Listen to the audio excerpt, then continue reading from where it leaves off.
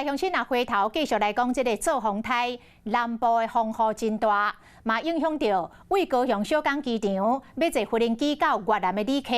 为了安全起见，有5个团131个旅客改换到台中的青泉港机场来坐飞机。因透暝坐着夜车到台中机场，一段路200多公里，真侪游客是忝歪歪，趴伫个行李箱面顶来补眠。 累呢，都不用睡觉。对呀。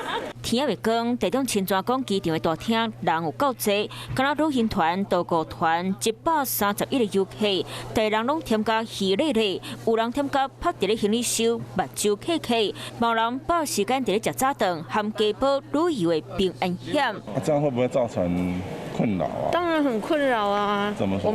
我们住台南，就近在高雄搭机不是很方便。心里面的 OS 是很想取消啊，因为刚好又遇到台风啊。安排的当然是正常飞，正常飞会比较好。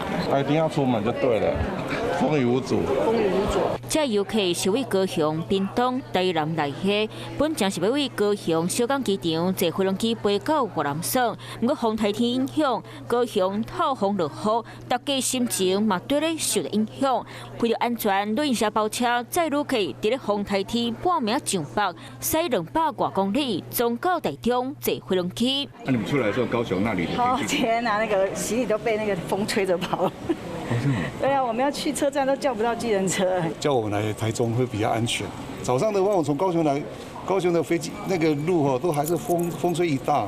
出国坐飞机，撞到风台天，旅行社该机场起飞，都算游客添加下科价未分货。